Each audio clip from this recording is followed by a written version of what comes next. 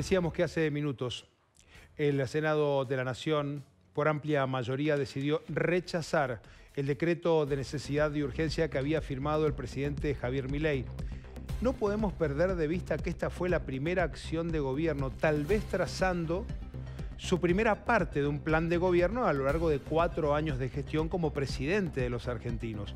Luego llegaría esta ley de bases, de la cual ya vamos a dar cuenta también, fortaleciendo aquella idea original, entendiendo Milei que había que tomar decisiones muy rápidas, de manera impactante, de manera concreta. Si bien es cierto que el dilema del DNU continúa vigente, ¿dónde estamos parados hoy? Es lo que nos preguntamos, y las consecuencias que puede traer lo que hoy ocurrió en el Senado. Jorge.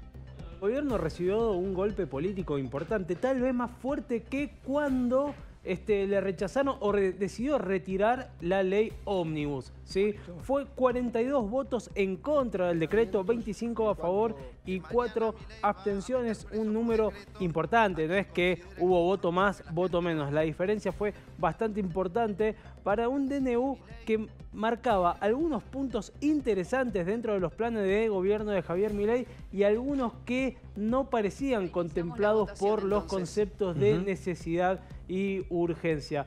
¿Querés que veamos el momento de la votación? Dale, después analizamos.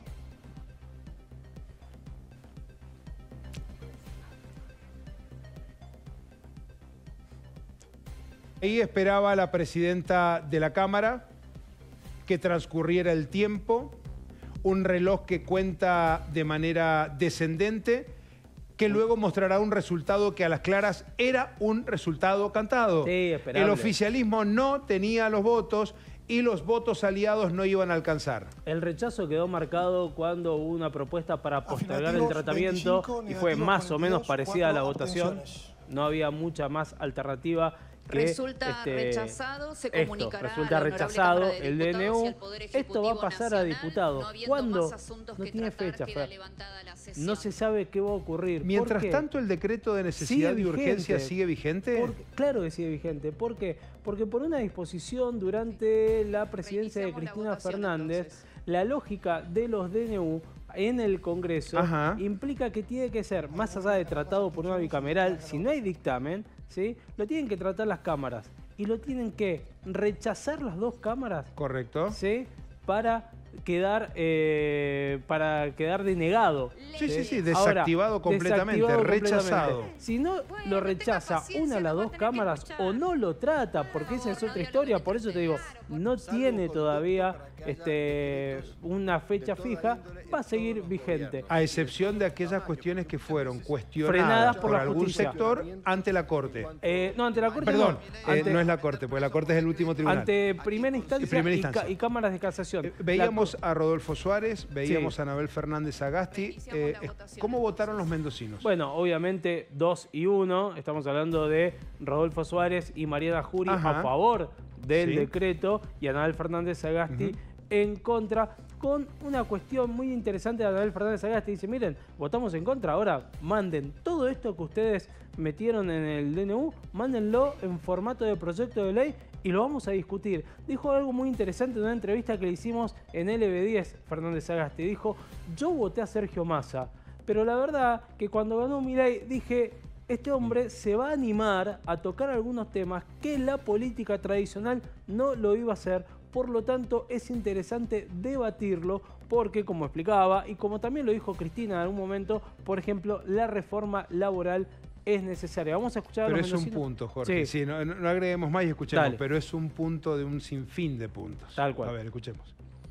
Desde el bloque Unión por la Patria vamos a rechazar en pleno el mega DNU 70/23, el cual a todas luces y manifiestamente es inconstitucional. Nunca ningún presidente o presidenta de la nación ha esgrimido o ha intentado legislar con una magnitud como vivimos el 20 de diciembre del 2023. Que el Ejecutivo se arrogó facultades legislativas solamente por una cuestión numérica.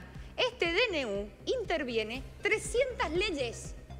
Repito, 300 leyes. Creo que esta decisión hay que analizarla desde 3 puntos de vista: el político, el legal y el cualitativo en cuanto a las normas que este decreto tiene.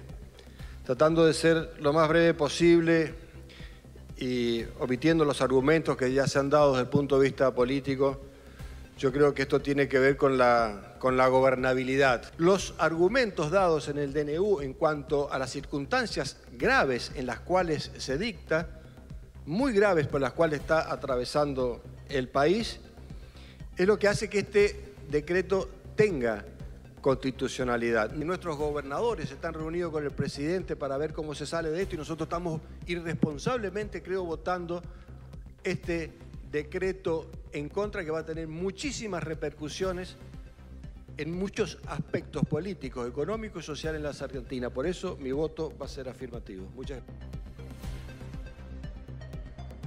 Bien, Jorge. Bueno, hay que aclarar que es la primera vez desde el retorno de la democracia que se rechaza un decreto.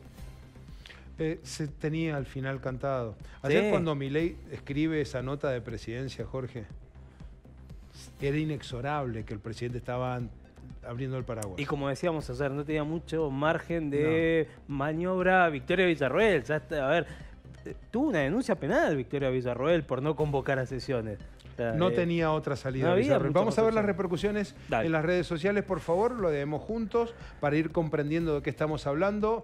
El vocero, nuevo récord histórico: la decadencia y el pasado. Por primera vez en la historia rechazaron en el Senado de la Nación un DNU a apenas 3 meses de asumir el nuevo gobierno. No se exime algún comentario. Y Adorni es muy picante Sí. en esta red social. Pasemos, por favor, a otra repercusión. Llevamos 3 meses de gobierno. Ya te voy a mostrar la cara. La gente... No, si me mostrás la cara, no veo. Ahí está.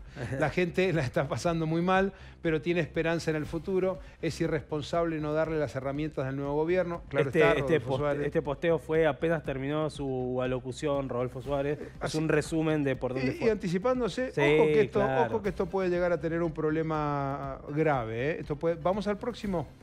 Veamos, Anabel Fernández Sagasti. Jorge. Rechazamos en el Senado el DNU 7023 por inconstitucional, pero no hay nada que festejar. Si tan seguros están de sus ideas, anímense al debate. Nosotros no vamos a permitir que violen la Constitución Nacional como pretenden hacerlo. Si en realidad es el calificativo de inconstitucional, lo pone Anabel Fernández Sagasti, pero está en su boca, no es que lo rechaza por eso. Eso lo define... No, ella considera que lo que proponía el decreto de era necesidad inconstitucional, urgente, pero que en algunos costados en una flagrante inconstitucionalidad Claro. respecto de lo que marca la ley. Pero quien de marca leyes. o no si es inconstitucional es la Corte. Es la Corte. Suprema. Escuchemos más repercusiones, por favor.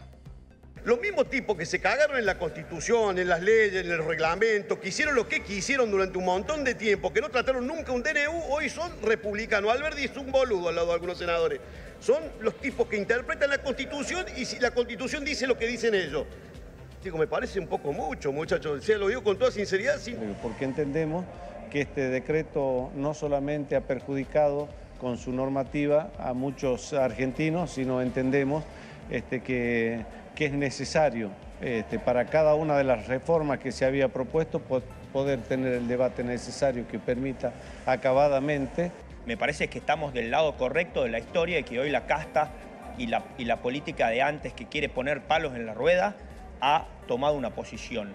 Esa posición es justamente la que no quieren los argentinos y nosotros estamos del lado de los argentinos. Es gigante el palo en la rueda que nos vienen a poner. Es la primera vez en la historia que se rechaza en esta Cámara un DNU, teniendo 107 DNU sin tratar. La verdad, a mí eso lo único que me da es la seguridad de que estamos del lado correcto.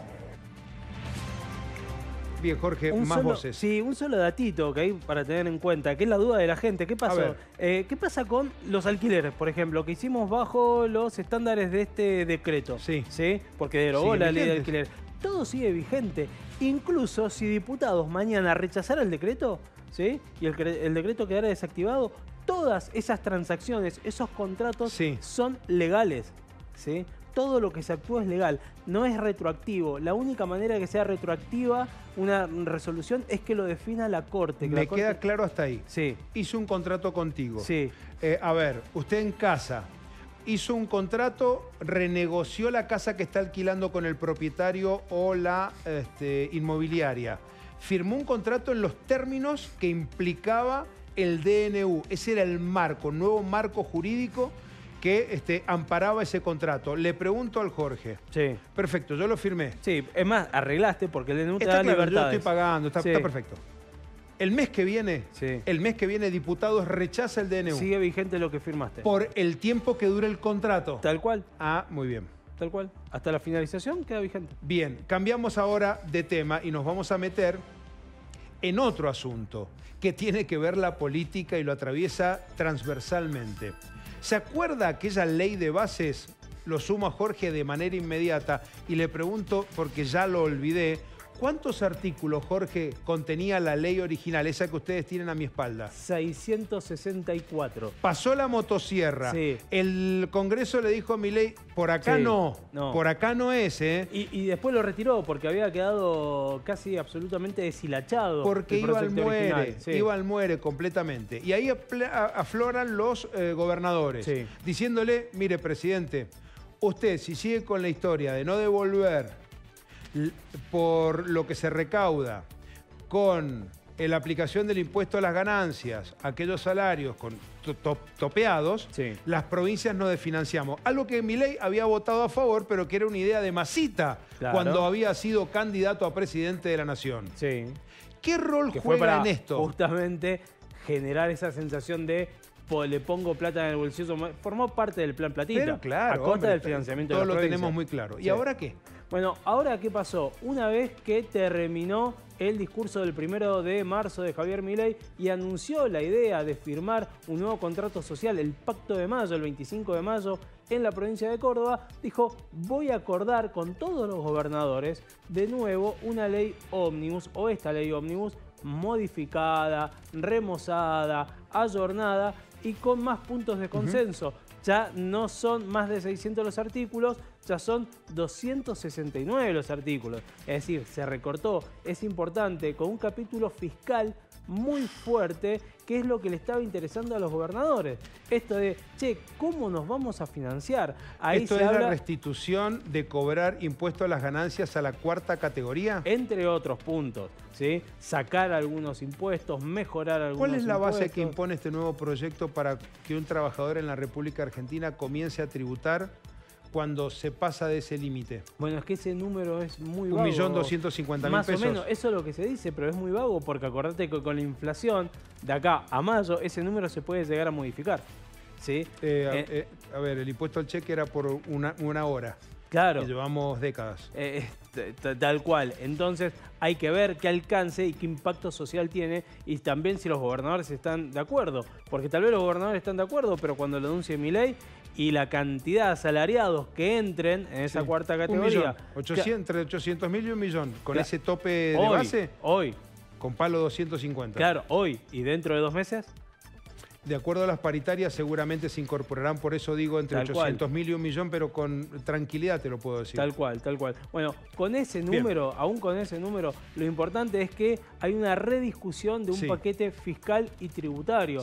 Justamente que le conviene a las provincias y la idea es alivianar, y esto ya es más de filosofía e ideología libertaria, empezar a alivianar de a poco, empezar ese trayecto, el nivel de el Estado la que presión, le pone la presión pie impositiva, a los productores, tal a cual. los ciudadanos, Tal a los cual. fabricantes, a los empresarios, Tal etcétera, etcétera, en base a la presión tributaria. Por eso esto tiene que ver directamente con el futuro del decreto en la Cámara de Diputados. A ver Fechas. cómo, claro, cómo Dame negocia fechas. esto. ¿Qué? Fechas. Sí, pero fechas ¿por qué? Porque si sale esto, ¿sí? Si finalmente los gobernadores acuerdan con el Ejecutivo Nacional y se firma el pacto de mayo y esto se aprueba en el Congreso, la verdad es que por ahí el decreto ni falta hace.